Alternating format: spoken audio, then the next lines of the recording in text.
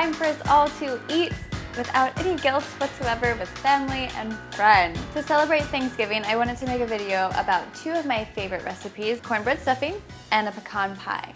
I'm gonna have both of those recipes linked on our website. I wanted to make this video so that I can share it with you if you decide that you wanna make it for your family or for yourself. So let's get started. First, we're gonna start with the pecan pie. Here's the ingredients for both the crust and the pecan pie. And these ingredients make enough for 2 pies. You need 2 cups flour, 1 cup Crisco, 1½ teaspoon salt, 1 1/3 cup sugar, 2 cups pecan halves or pieces, I use both, 7 eggs, 1 teaspoon lemon juice, 2/3 cup butter, 1/4 cup water. The recipe for the filling of the pecan pie also calls for 2 cups of corn syrup, which I substituted by 1½ cup sugar and ½ a cup of hot water until the sugar dissolved.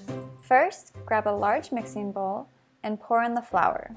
Next, add in 1 teaspoon of salt and mix it all together. Then you'll take your cup of Crisco and you're gonna cut it in. And you're gonna keep cutting it with 2 knives, just cutting it into the flour and salt mixture until it's a crumbly texture. Next, you're gonna juice the lemon until you have 1 teaspoon of lemon juice. In a separate mixing bowl, you'll mix 1 egg, 1 teaspoon of the lemon juice, and 1/4 cup water. Then you'll pour the entire liquid mixture into the crumbly flour mixture. And the key here is to mix as little as possible until all of the ingredients are combined. Sometimes it's easier just to use your hand.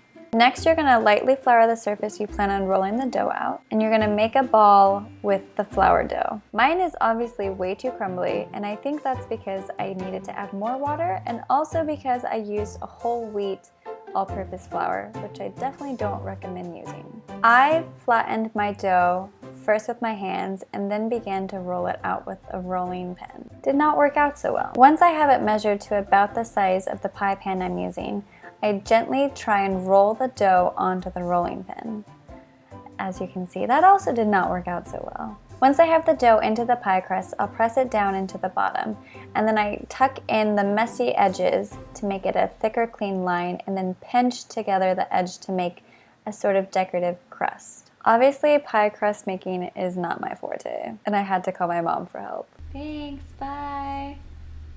Once you've rolled out and filled the pie crust in both pans, you'll then put them in the fridge to cool it while you make the pie filling. To make the pecan pie filling, you first preheat the oven to 375 degrees Fahrenheit. In a large mixing bowl, mix together all of the filling ingredients, 1 1/3 cup sugar, 2 cups corn syrup or the dissolved sugar substitute like I did, 6 eggs, ½ a teaspoon salt, and 2/3 cup melted or very softened butter. Beat these ingredients together until well blended. Once those ingredients are well mixed, you'll then hand mix in the pecans. 2 cups pecan halves or pieces, I used ½ and ½ of both. Next, pour the filling into the pie crust. To prevent excessive browning of the pie crust edges, I will take a piece of foil and cut out the center to cover the edges of the pie crust. After that, you pop the pies into the oven and bake for 40 to 50 minutes or until the center is set. Make sure to remove the foil for the last 15 minutes of baking to make sure everything is done. And there you have it, homemade pecan pie and homemade crust. Delicious. And next, for a homemade cornbread stuffing, you need 8 cups dried breadcrumbs, 1 pre-made cornbread, 1 package of chicken broth, ½ a teaspoon salt, 1/8 a teaspoon pepper, 1 teaspoon sage, 1 onion, 3/4 cup butter. First, you'll need to chop the onion. I use a knife to chop it into small pieces, and then I use a chopping utensil to really chop it up. Chomp, chomp, chomp. Next, in a pan, melt the butter and cook the onion until tender but not brown. Preheat the oven to 350 degrees Fahrenheit. Next, you'll add the sage, salt, pepper, and dried breadcrumbs. You'll also add the pre-made cornbread, but make sure you crumble it up first. You'll then mix this all together until everything is moistened. Moist. Once the ingredients are mixed together, you'll then add the chicken broth. And the key here is to just go with how you like your stuffing. Just add as much as you like to make it the right texture for you. I like my stuffing extra moist. Next, you'll do the taste test. Usually after this taste test, you'll have to add more spices. I tend to add a lot more sage and salt and pepper, but you just go for yourself and how you like it. Once you've reached the desired taste for your stuffing, you'll then use it to stuff your bird with.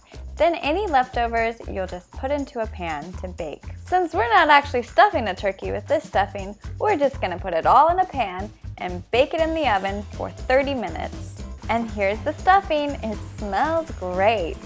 I hope you liked this video. Thumbs up if you did. And be sure to subscribe to our channel if you want to continue to see more videos like this, as well as adventure videos and travel videos and all sorts of fun things. So happy Thanksgiving, happy holidays. Thanks, bye.